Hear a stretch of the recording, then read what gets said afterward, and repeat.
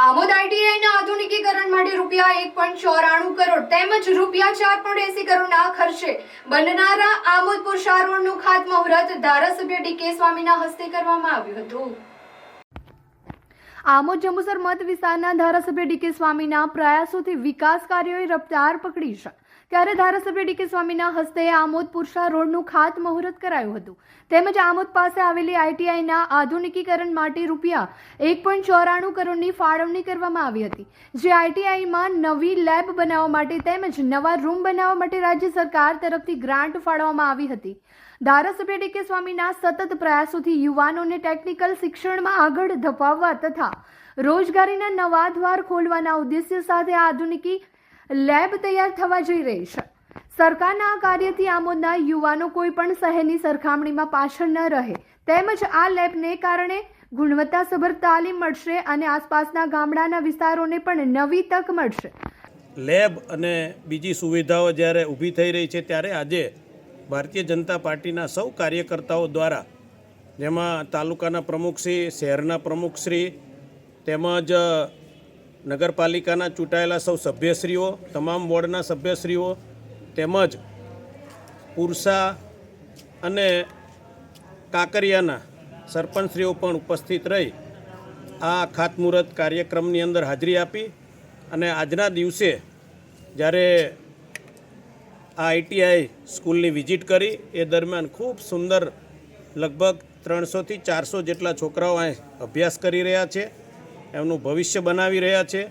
સરકાર દ્વારા ખૂબ સારી એવી આ આઈટીઆઈની અંદર સુવિધા પણ ઉપલબ્ધ છે અને વધારાની પણ ઉપલબ્ધતા જ્યારે થઈ રહી છે ત્યારે આજના દિવસે 1.92 કરોડ જેટલા રકમના નવા કામનું આજે ખાતમુહૂર્ત કરવામાં આવ્યું। તે તાત્કાલિક જે ત્યાં અધિકારીઓ હતા એમને કહેવામાં આવ્યું કે આ કામ જલ્દી પૂર્ણ થાય અને બાળકોને આ સુવિધા જે છે એનો લાભ મળતો થાય એવા પણ પ્રકારનું આયોજન કરી અને ખાતમુહૂર્ત કરવામાં આવ્યું। અસ્તુ ધન્યવાદ। વંદે માતરમ।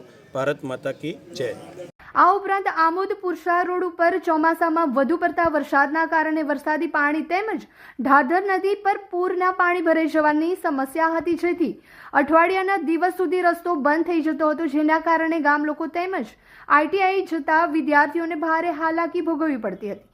ત્યારે પુરસા, કાંકરિયા તેમજ આસપાસના ગ્રામજનોની રજૂઆતના પગલે ધારાસભ્ય ડીકે સ્વામીએ રાજ્ય સરકાર પાસેથી ₹4.80 કરોડ મંજૂર કરાવ્યા હતા, જે રોડ 6 ફૂટ ઊંચો બનાવવામાં આવશે, જેમાં વરસાદી પાણી તેમજ પૂરના પાણીના નિકાલ માટે 7 નાળા બનાવવામાં આવશે તેમજ રોડની બંને બાજુ પ્રોટેક્શન વોલ બનાવવામાં આવશે। રોડના ખાતમુહૂર્ત પ્રસંગે આમોદ તાલુકા ભાજપ પ્રમુખ દીપક ચૌહાણ, મહામંત્રી હિતેશ પટેલ, આમોદ શહેર ભાજપ મહામંત્રી ભાવિક પટેલ, આમોદ પાલિકાના નગરસેવકો તેમજ પુરસા અને કાંકરિયા ગામના સરપંચો તેમજ આગેવાનો સહિત તાલુકાના હોદ્દેદારો મોટી સંખ્યામાં હાજર રહ્યા હતા।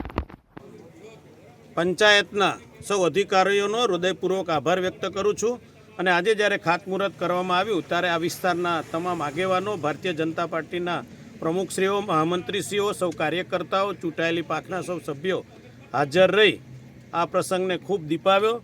આ રોડ થવાથી આવનાર દિવસોની અંદર આ અનેક વિસ્તારના લોકોને તેમજ પુરસા, કાંકરિયાના જે લોકોને વર્ષોની માંગ હતી આજે જ્યારે પૂર્ણ થઈ રહી છે ત્યારે હું આ નિમિત્તે સૌ કાર્યકર્તાઓને સરકારને ખૂબ અભિનંદન આપું છું। અસ્તુ ધન્યવાદ। વંદે માતરમ। ભારત માતા કી જય।